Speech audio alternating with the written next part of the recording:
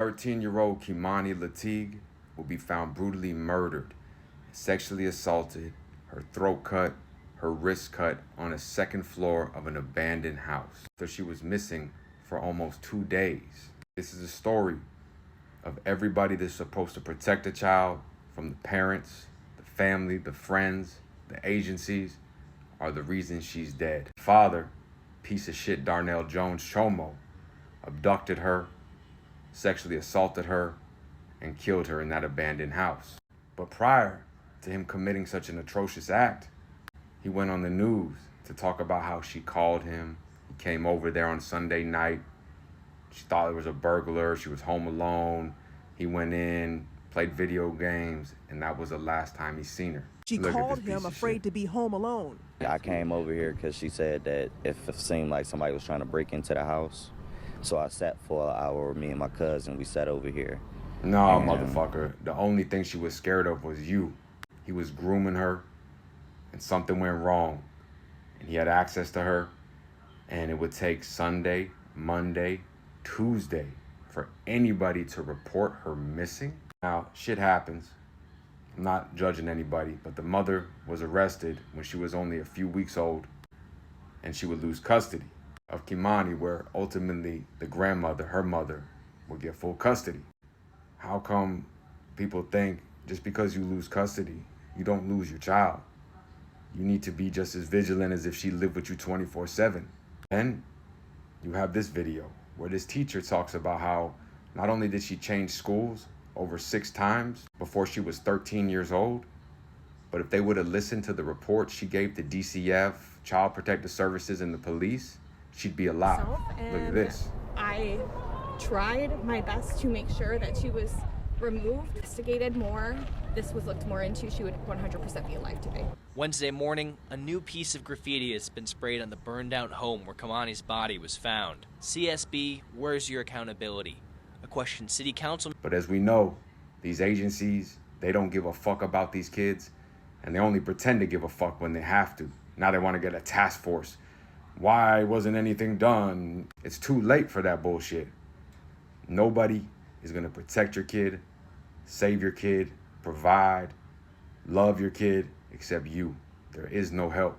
Always remember that. So let's get into it. Last time anybody saw Kei'Mani, the 13-year-old little girl, was Sunday, March 16th, 2025.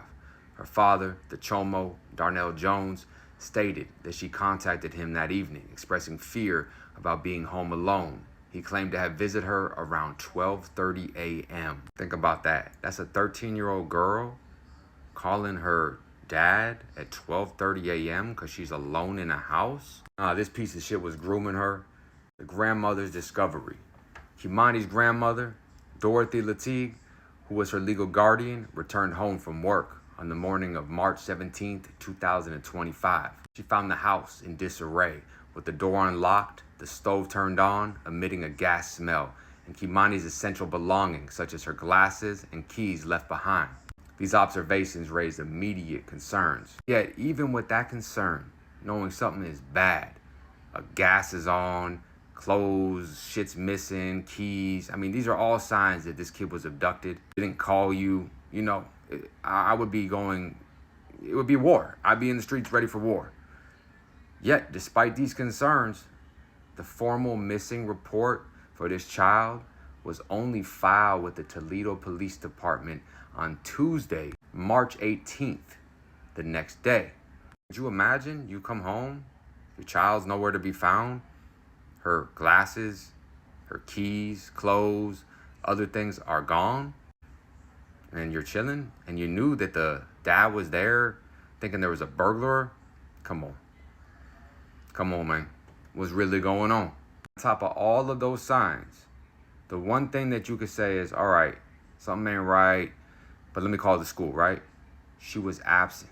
The little girl Kei'Mani was reportedly absent from school. Though it wasn't immediately clear to the family that something was wrong, Dorothy Latigue did not realize her granddaughter was missing until 2 days later, which obviously raised concerns regarding the family's handling of the little girl's absence. My kid's not in school, all her belongings, a stove is on with the gas, and you wait almost 2 days to do anything? Got a man in and out the house at midnight. Yet, we find out more. Kei'Mani was reportedly in good spirits when she was last seen, but she had been absent from school for several days prior, with no one immediately noticing her absence from the classroom. Her disappearance went unreported for over 48 hours by those closest to her. The schools don't give a fuck. Her own family didn't give a fuck. Man. Demons, man. After days of searching with no progress, the Toledo Police Department issued an arrest warrant for Darnell Jones on charges related to the abduction. Investigators learned that Darnell Jones was the last known person to have been with Kei'Mani, and his statements to authorities were inconsistent. There were also reports of domestic violence involving Darnell and concerns about Kei'Mani's well-being when she was under his care. Wait, but he's coming in that house alone at 12:30 a.m., missing? You guys were already concerned? Where's the Amber Alert? Oh, that's right. The officer said it didn't meet the criteria. At this stage, police strongly suspected that Jones was involved in her disappearance, and they began looking for him in multiple locations. Sadly, on Monday, March 24th, 2025, law enforcement officials discovered the body of the little girl in a burned-out, abandoned house on Miami Street, Toledo. The location was about 2 miles from her grandmother's house. Her body was found in an advanced state of decomposition, showing signs of brutal trauma, including multiple wounds to the neck, which nearly decapitated her. The autopsy revealed she had been sexually assaulted and her hands were amputated, heightening the gruesome nature of the crime. The discovery confirmed the community's worst fears. After receiving a tip, who turned out to be this piece of shit Jones's own girlfriend, Columbus Police Department, assisted by a SWAT team, located the Chomo child killer Darnell Jones at a residence in the Victorian Village neighborhood of Columbus. When Jones saw the police approaching, he reportedly drew a weapon, leading to a confrontation in which officers shot him. The video is out there. Here's a picture right there. When they rolled up on him, they pulled the gun out, and he said, straight up, he said, "I want to die, kill me." And he tried to pull out his pistol, but they had hit him already.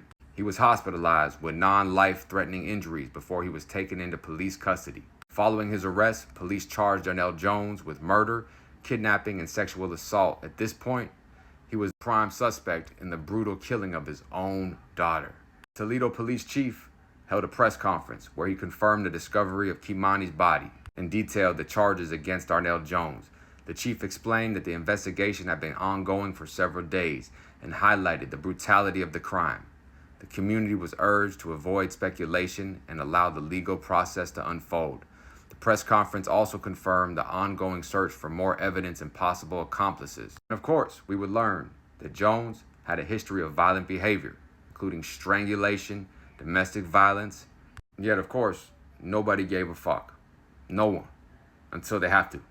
Why is all this community outpour, all this police protection? Why doesn't that happen before this shit happens, man? This is just one of his cases. The defendant, Darnell Jones, did knowingly cause physical harm to his wife, grabbing her around the neck and holding her over the second-story balcony. Also had a prior and did time for having possession of a firearm by a convicted felon. This would be the abandoned building where they would find her. You see what they're saying? Why don't you motherfuckers do your job? Where's the accountability? This man's strangling women, pulling guns out, yet somehow he's just going in a house at 12:30 a.m. and y'all don't even report the poor child missing for almost 3 days. Prison, Darnell will probably accidentally kill himself or get hit up because we don't care about that racial, that gang, that politics, the religion. When you hurt a child, all we see is that you have to go. Before he got shot by the SWAT team, he was saying, "I want to die, I want to die." Now, you just don't want to go to prison. Rest in peace, baby girl. Stay out, stay free. Us.